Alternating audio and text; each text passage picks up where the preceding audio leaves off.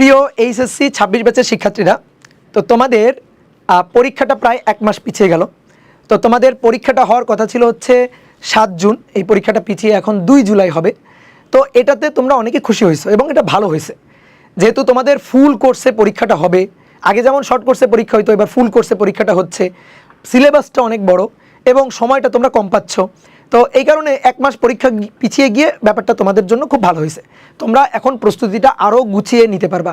দেখো, আমাদের মানে ম্যাক্সিমাম স্টুডেন্ট, আমরা স্টুডেন্টদের মাঝে থাকি, ম্যাক্সিমাম স্টুডেন্টদের ক্ষেত্রে আমরা এই জিনিসটা দেখি যে তারা পুরাপুরি সিলেবাসটাকে সুন্দরভাবে কাভার করতে পারে না। তো সিলেবাস যাদের বাকি ছিল তারা কিন্তু এখন এই সময়টাতে আরেকটু ইফোর্ট দিয়ে সিলেবাসটাকে সুন্দর করে গুছিয়ে নিতে পারবা। আর পরীক্ষা পিছিয়ে গেলে তুমি যে ভাবতেছো পরীক্ষা পিছিয়ে গেছে ভালো হয়েছে, আমি সময়টাকে এবার একটু রিল্যাক্সে পড়াশোনা করি, এটা একেবারেই করা যাবে না। তোমার যদি পরীক্ষাতে ভালো করার ইচ্ছা থাকে তাহলে অবশ্যই তুমি এখন টার্গেট রাখবা পরীক্ষা পিছাই নাই। তুমি মাথায় রাখবা পরীক্ষা পিছাই নাই, পরীক্ষা 7 জুনই পরীক্ষা হবে। তুমি ওই ইফোর্টে পড়াশোনাটা করতেছিলা, একটুও লেভেল ডাউন করা যাবে না, লেভেল একেবারে আপ রেখে ওই ইফোর্টে পড়াশোনাটা চালাই যেতে হবে। তুমি মাথা রাখবা আমার পরীক্ষাটা 7 জুন, অর্থাৎ 7 জুনের মধ্যে তোমার সিলেবাসটাকে সুন্দরভাবে কভার করতে হবে। 7 জুনের পরে তোমার ওই যেটা এক্সট্রা টাইমটা পরীক্ষা পিছিয়ে গিয়ে তুমি যেটা পাচ্ছ ওইটা একেবারে ধরে নিতে হবে ওটা আমার এক্সট্রা, অর্থাৎ ওই টাইমটা জাস্ট আমি রিভিশন দিব, রিভিশনের কাজে ওই টাইমটা লাগাইতে হবে। ঠিক আছে? তো আজকে আমরা এই ভিডিওতে আমরা হচ্ছে ফিজিক্স এবং বায়োলজির একটা সুন্দর গাইডলাইন তোমাদের দিব, যাতে এই কম সময়ের মধ্যে তুমি সিলেবাসটাকে আরও সুন্দর করে গুছাই নিতে পারো। এবং যারা ধরো আগে থেকে তেমন বেশি পড়ো নাই, সিলেবাস খুব একটা বেশি কাভার হয়েছিল না, খুবই টেনশনে ছিল পরীক্ষা নিয়ে, তুমি ফিজিক্স এবং ম্যাথে কী গাইডলাইন ফলো করলে তোমার প্রস্তুতি থেকে একেবারে টপ লেভেল নিয়ে যেতে পারো, সেই গাইডলাইনটা আজকে আমরা দিব। তো আমি ফিজিক্সের কথাটা বলবো, বায়োলজির কথাটা ফাহাদ ভাই বলবে। ওকে, বায়োলজির কথাটা আমি বলার আগে শুধু একটা জিনিসই বলি, পরীক্ষা পেছাইছে এটা যেমন একটা সুখবর, কিন্তু এখানে একটা ছোট্ট ভয়ের ব্যাপার আছে, যতদিন না রুটিন দিচ্ছে। কেননা পরীক্ষা 25 দিন পেছানোর কারণে যদি পরীক্ষার মাঝে মাঝে গ্যাপ একটু কমিয়ে দেয়, ধরো তুমি ফিজিক্স সেকেন্ড পেপারের আগে 2 দিন গ্যাপ পাইতা, কিন্তু এখন যদি পেছানোর কারণে অল্প সময়ে পরীক্ষা শেষ করার একটা টার্গেট আছে, সেখানে যদি 1 দিন গ্যাপ পাও, কারণ আমরা কিন্তু আরও যদি 3 মাসও সময় পাই, সত্যি কথা পরীক্ষার আগের ওই 2 দিন 3 দিন ছুটি, এই সময়টা কিন্তু আমরা কেউই নষ্ট করি না, খুব ভালোভাবে রিভাইজ করার ট্রাই করি। তো এই জন্য দোয়া করা যাতে ওখানেও আমরা একটা ভালো সুযোগ পাই, ভালো সময় পাই। তো যাই হোক, তোমরা কিভাবে এই সময়টা কাজে লাগালে ফিজিক্স এবং বায়োলজিতে ভালো করবে, এখন সেটা নিয়ে কথা হবে। প্রথমে আমি দাদাকে বলছি যে ফিজিক্স নিয়ে কথা বলতে। আমি তোমাদের আরেকটা জিনিস একটু বলি, একটা রিয়েলিটি চেক তোমাদের দিই। ধরো তোমরা 3 জন বন্ধু, ধরো 3 জন বন্ধুর নাম হচ্ছে আবুল, বাবুল এবং কাবুল, 3 জন বন্ধু আর কি। তো তোমাদের সবার 60% ধরো সিলেবাস কাভার হয়েছে, অর্থাৎ আজকের দিনে তোমরা মানে 6 জুন যদি পরীক্ষা হইতো, 7 জুন যদি পরীক্ষা হইতো, তাহলে আজকের দিনে তোমরা একই জায়গায় দাঁড়ানো, তোমাদের 60% সিলেবাস কাভার হয়েছে। এইবার তুমি যেটা চিন্তা করতেছো যে আচ্ছা পরীক্ষা 1 মাস পিছাই গেছে, আমি একটু পড়াটাকে লেভেলটাকে ডাউন করে দিই, তাহলে তখন কি হবে, তুমি এই সময় ধরো আরও 10% সিলেবাস কাভার করতে পারলা, অর্থাৎ 2 জুলাই পরীক্ষা, তো তখন তোমার সিলেবাস কাভার হলো ধরো 70%।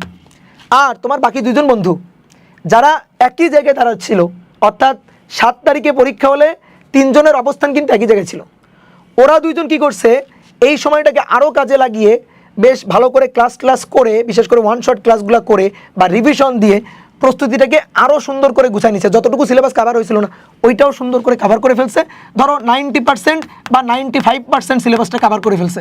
তাহলে ব্যাপারটা কি দাঁড়ালো, 7 তারিখে পরীক্ষা হলে 3 জন একই জায়গায় থাকতা, এবার 2 তারিখে পরীক্ষা হওয়ার কারণে, পরীক্ষা প্রায় 1 মাস পিছানোর কারণে তোমার 2 জন বন্ধু কিন্তু আগে গেল, তুমি কিন্তু পিছাই গেলা। তাহলে পরীক্ষাটা পিছায় গিয়ে তোমার কিন্তু লাভ হলো না, তোমার কিন্তু ক্ষতি হলো। কারণ প্রতিযোগিতা, তো প্রতিযোগিতায় ওরা 2 জন আগাই গেল, তুমি পিছনে পড়ে থাকলা, তাহলে তোমার কিন্তু আসলে লাভ হলো না, তোমার কিন্তু ক্ষতি হলো। তাহলে এই ব্যাপারটা যেন না হয়, ঠিক আছে? তুমি চিন্তা করবা এই সময়টাকে সর্বোচ্চ ইফোর্ট দিয়ে কীভাবে এই সময়টাকে ব্যবহার করা যায়, ঠিক আছে?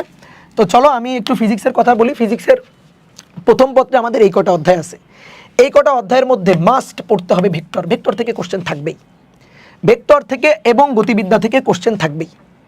তাহলে এই 2টা চ্যাপ্টার মাস্ট পড়তেই হবে। এবার কথা হচ্ছে কি, সহজ চ্যাপ্টারগুলো কী কী? সহজ চ্যাপ্টার আদর্শ গ্যাস ও গ্যাসের গতিতত্ত্ব, কোশ্চেন থাকবেই এখান থেকে একটা সহজ চ্যাপ্টার। তাহলে এই চ্যাপ্টারটা আমরা পড়বো। এবার বাদ বাকি চ্যাপ্টারগুলো, প্রথম অধ্যায় থেকে সৃজনশীল প্রশ্ন আসবে না, এমসিকিউ টাইপ কোশ্চেন আসতে পারে। আমার টার্গেট সৃজনশীল প্রশ্ন, তো সৃজনশীল প্রশ্নের জন্য ভেক্টর, গতিবিদ্যা আদর্শ গ্যাস ও গ্যাসের গতিতত্ত্ব, তরঙ্গ শব্দ, পদার্থের গাঠনিক ধর্ম। এই কয়টা চ্যাপ্টার আমি বলবো, এই 5টা চ্যাপ্টার পড়লে তুমি 5টা সৃজনশীল প্রশ্ন কমন পাবাই। এই 5টা চ্যাপ্টার পড়লে 5টা সৃজনশীল প্রশ্ন তুমি কমন পাবাই।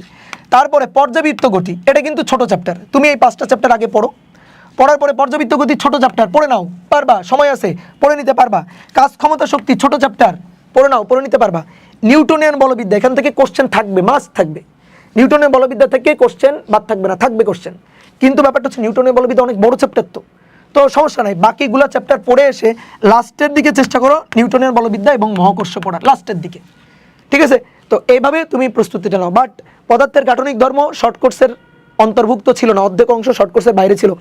আজকে একটু আগে পদার্থের গাঠনিক ধর্ম ওয়ান শট ক্লাস আমরা রেকর্ড করছি, তো এইটা একটু পরেই তোমরা ইউটিউবে পেয়ে যাবা। তো এই ক্লাসটা করলে 6 ঘন্টার ক্লাস, মাত্র 6 ঘন্টার ক্লাস, এই 6 ঘন্টার ক্লাস করলে এখান থেকে সৃজনশীল প্রশ্ন কমন পাবা। কারণ এই অধ্যায়ের কমন পাবা কেন জোর দিয়ে বলতেছি, কারণ এই অধ্যায়ের যে সূত্রগুলো আছে, সূত্রগুলো থেকে ঘুরাই পেঁচায় কোনো ম্যাথ দেয় না। সূত্রগুলো জাস্ট বুঝলে, প্রশ্নটা ধরতে পারলেই তুমি অ্যান্সার করে আসতে পারবা। জাস্ট সূত্রগুলো মাথায় রাখতে হবে, আর কিছুই না। তোমার যেমন এই নিউটনের বলবিদ্যা অধ্যায়ে হাজার হাজার টপিক ঘুরাই ফেরাই অনেক কোশ্চেন দেয়, ঠিক আছে? তো তোমার এই পদার্থের গাঠনিক ধর্ম এই চ্যাপ্টার থেকে অত ঘুরাই ফেরাই কোশ্চেন দেয় না। আদর্শ গ্যাস ও গ্যাসের গতিতত্ত্ব কোনো ঘুরাই ফেরানো কোশ্চেন হয় না, তো সহজে তুমি অ্যান্সার করতে পারবা। তাহলে এই অধ্যায়গুলো কিন্তু মাস্ট। এবার আসো সেকেন্ড পার্টে, প্রথম 3টা চ্যাপ্টার মাস্ট, এই 3টে চ্যাপ্টার পড়তেই হবে, প্রথম 3টে চ্যাপ্টার মাস্ট। তাপগতিবিদ্যা, স্থিরতড়িৎ, চলতড়িৎ কোশ্চেন থাকবেই। জ্যামিতিক আলোক বিজ্ঞান কোশ্চেন থাকবেই, জ্যামিতিক আলোক বিজ্ঞান, ভৌত আলোক বিজ্ঞান, এই দুইটার মধ্যে তুমি কোনটা পড়বা? দেখো, এতদিন জ্যামিতিক আলোক বিজ্ঞান শর্ট কোর্সের অন্তর্ভুক্ত ছিল না, ভৌত আলোক বিজ্ঞানটা ছিল শর্ট কোর্সের অন্তর্ভুক্ত, তো এখান থেকে একটা কোশ্চেন মাস্ট থাকতো। এবার যেহেতু এই দুইটাই আছে, তো দুইটার মধ্যে থেকে আমি যদি বলি দুইটার মধ্যে থেকে দুইটাই কোশ্চেন থাকবে, থাকার সম্ভাবনা বেশি। কিন্তু দুইটার মধ্যে থেকে যদি একটা কোশ্চেন থাকে, তাহলে আমার যেটা মনে হয় জ্যামিতিক আলোক বিজ্ঞান থেকে কোশ্চেন থাকবে। তাহলে এইটা আগে পড়বা, এটার দেখবা ওয়ান শট ক্লাস ইউটিউবে দেওয়া আছে, তাহলে সুন্দর করে এই অধ্যায়টা আগে পড়ে ফেলবা। পদার্থের গাঠনিক আধুনিক পদার্থ বিজ্ঞানের সূচনা মাস্ট। এখান থেকে যে কোশ্চেনগুলো আসে, এই যে কাল দীর্ঘায়ন, তারপরে দৈর্ঘ্য সংকোচন, তারপরে হচ্ছে আইনস্টাইনের ফটোতড়িৎ ক্রিয়া, এই যে খুব ইম্পর্টেন্ট টপিক, এখান থেকে কোশ্চেন থাকবেই। পরমাণুর মডেল খুবই ছোট চ্যাপ্টার, পড়ে ফেলো, এটা থাকবেই। সেমিকন্ডাক্টর খুবই ছোট চ্যাপ্টার, এই দুইটা চ্যাপ্টার পড়তে বেশি সময় লাগবে না। এই দুইটা চ্যাপ্টার ক্লাস ধরো 3 ঘন্টা শেষ হয়ে যাবে। এই দুইটা চ্যাপ্টারে প্রস্তুতি, তুমি রিভিশন মাত্র ধরো 3 ঘন্টা সময় দিলেই কিন্তু এখান থেকে হয়ে যাবে। তাহলে এই চ্যাপ্টারগুলো খুব গুরুত্ব দিয়ে আগে পড়বা। আর তারপরে এই দুইটা চ্যাপ্টার, এটা তো শর্ট কোর্সের অন্তর্ভুক্ত এতদিন ছিল না, এটার ওয়ান শট ক্লাস আছে, এটা দেখবা। আর লাস্টের দিকে এসে এই চ্যাপ্টারটা, এটাও ছোট একটা চ্যাপ্টার, বাট কোনো চ্যাপ্টার একেবারে বাদ দিবা না। তাহলে একেবারে কনফার্ম যদি বলি, তাহলে স্থিরতড়িৎ, চলতড়িৎ, তাপগতিবিদ্যা, জ্যামিতিক আলোক বিজ্ঞান আর আধুনিক পদার্থ বিজ্ঞানের সূচনা, একেবারে কনফার্ম। এই 5টা আগে পড়বা, তারপরে বাদ বাকি যে কটা পারো। ওকে, তাহলে এই হচ্ছে ফিজিক্সের কথাবার্তা ছিল।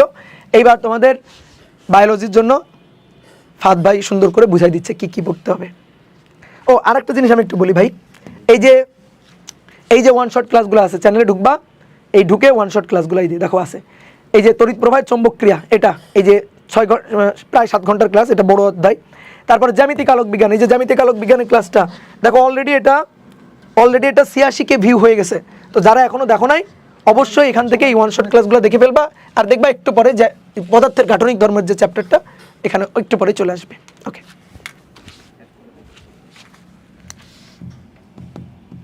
কেটে দেন ওখান থেকে।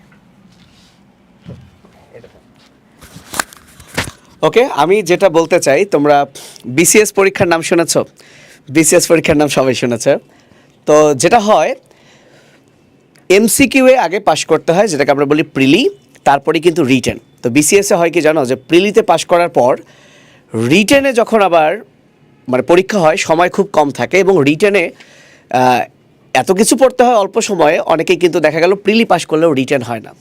তো আমি এটা ধরেই কথা বলি। কেন আমি এই কথাটা বললাম, যে আমরা এখন মানে জীবন বাঁচানো ফরজ, এই কারণে আমরা কি করছি, যে যারা আমরা একটু ভালো করেও পড়ছি, তারাও কিন্তু শুধুমাত্র সাজেশন খুঁজছি যে এই 4-5টা চ্যাপ্টার পড়েও যাতে আমি A+ পাই। বাট ভাইয়া খেয়াল করো, তুমি যদি এখন খুব ভালো করে 24টা চ্যাপ্টারই এমসিকিউ এর জন্য খুব ভালো করে পড়ো, তুমি জানো যে এই ইন্টার পরীক্ষার পর তোমার কিন্তু অ্যাডমিশন টেস্ট আছে, সেই অ্যাডমিশন টেস্টে কিন্তু তোমার এই একই পড়া, একই এমসিকিউ পড়তে হবে। তাই এই জন্য আমার রিকোয়েস্ট, যে সাজেশন ওকে সিকিউর জন্য তুমি 7টা চ্যাপ্টার পড়ো, 5টা প্রশ্ন কমন পাবা নিশ্চিত নিশ্চিত নিশ্চিত। কিন্তু ভাই 24টা চ্যাপ্টারেরই অন্তত টাচে রাখো, কারণ 24টা চ্যাপ্টার থেকেই কিন্তু 2 পেপার মিলে তোমার এমসিকিউ আসবে। এবং এইটা যদি এখন সিরিয়াসলি পড়ো তুমি দেখবা তোমার অ্যাডমিশনের 90% পড়া হয়ে গেছে। তো বায়োলজির বেলায় আমি যেটা বলি, প্রথমে উদ্ভিদ বিজ্ঞান, যেমন আমি বলতেছি কোষের গঠন, এখান থেকে তো তুমি একটা প্রশ্ন কমন পাবা 100%। কিন্তু অনেক স্টুডেন্ট কি করবে তোমরা জানো, যে গ ঘ যেখান থেকে আসে ক খও কিন্তু ওই চ্যাপ্টার থেকেই আসে 95% কেসেস। এখন এই অধ্যায়টা থেকে একটা প্রশ্ন কমন পাবা, কিন্তু ওখান থেকে তো তোমার ক এবং খ দুটোই কমন পাইতে হবে। এই ক খ এই একটা চ্যাপ্টার থেকে মিনিমাম তোমাকে 50টার উপরে পড়তে হবে, তারপরে তুমি নিশ্চিত না কমন পাওয়া কিনা।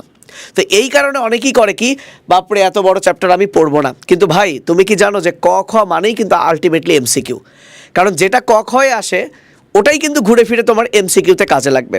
এই জন্য ছোট ছোট চ্যাপ্টার পড়ে তুমি কিন্তু নিশ্চিত না যে এই 5টা পড়লেই 5টা কমন, কিন্তু 1 নাম্বার চ্যাপ্টার পড়লে আমি কথা দিচ্ছি 100% কমন। তো এরকম 100% কমন এক অণুজীব 100% তুমি কমন পাবা।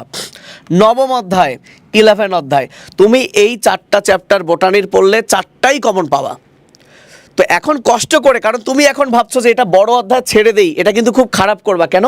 কারণ এত বড় অধ্যায় যদি তুমি এখনও 3 মাস আছে, 2.5 মাস আছে, এখনই যদি ছেড়ে দাও তাহলে ইন্টারমিডিয়েট পরীক্ষার পরে তোমাকে তো এটা পড়তেই হবে অ্যাডমিশনের জন্য। ওকে, তুমি যদি ইঞ্জিনিয়ারিং প্রিপারেশন হয় ভিন্ন কথা, কিন্তু ইঞ্জিনিয়ারিং প্রিপারেশন নিলেও এখন এমন একটা পরিস্থিতি, নিশ্চিত তো কেউই না যে আমার ইঞ্জিনিয়ারিং চান্স হবে কিনা, কোয়ালিফাই করবো কিনা, কোন পরীক্ষা খারাপ হয় ভালো হয় আমরা তো জানি না ভাই, আমরা সব কিছুই পড়বো।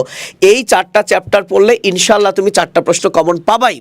সাথে আমি যদি বলি এই 7-8 এত পিচ্ছি 2টা চ্যাপ্টার, এবং এখানে ক খও খুবই কম পড়তে হয়। কপাল ভালো থাকলে এই 2টা চ্যাপ্টার পড়লে আরও 2টা, মানে 6টা প্রশ্ন কমন পেয়ে যাচ্ছ। কিন্তু আমি বিশ্বাস করি এই যে 4টা দাগিয়েছি আর 7-8 এই 6টা চ্যাপ্টার পড়লে 5টা 100% কমন পাবা, বাকিটাও পড়ালার ইচ্ছা। যদি কর্তৃপক্ষ আমার ভিডিওটা দেখে যদি সিদ্ধান্ত নেয় না আমি এর বাইরে দিব, তাইলে ভিন্ন কথা। সো এই ভিডিওটা পাওয়ার পর নিজের মধ্যে সেভ করে রাখো, শেয়ার করো না, ঠিক আছে? ওকে, শুধু দাদারটা কাইটা শেয়ার করো, আমারটা করো না। কর্তৃপক্ষ দেখলে দেখা গেল এগুলোই দিল না। কোশ্চেন করা হয়ে গেছে, আলহামদুলিল্লাহ। তাহলে কিন্তু এই কয়টাই পড়ো। এখন দেখো, কোষ রসায়ন পড়লেও তুমি কমন পাবা, কোষ বিভাজন পড়লেও কমন পাবা, কিন্তু কথা হচ্ছে এমসিকিউ এর জন্য সব পড়বা, কিন্তু তুমি ডিসাইড করো কোন 7টা চ্যাপ্টার পড়বা। কেন ডিসিশনটা দরকার? ওই 7টা চ্যাপ্টারের জ্ঞানমূলক অনুধাবনমূলক তছনছ করে ফেলবা এখন থেকে। আর তুমি যদি আগে থেকে ডিসাইড নাই করো যে তুমি কোন 7টা পড়বা, তখন দেখবা যে তুমি সবগুলারই জ্ঞানমূলক অনুধাবনমূলক পড়তে গিয়ে আলটিমেটলি একটাও ভালো মতো হলো না। অবশ্যই তুমি সবগুলাই জ্ঞানমূলক অনুধাবনমূলক পড়বা যদি তুমি পারো, কিন্তু আগে তো তোমার দাদা যেটা বললো, আগে তো এই 5টা পড়বা, তারপর না তুমি ওগুলোতে যাবা। সো আমার বোটানি থেকে সাজেশন 1, 4, 9, 11 এই 4টা অধ্যায় থেকে 4টা থাকবেই থাকবে, এবং 7-8 পড়লেও তুমি একটা কমন পাবা। আবার কোষ রসায়ন পড়লেও কিন্তু তুমি কমন পেয়ে যাবা। এইবার চলে আসি প্রাণী বিজ্ঞান থেকে।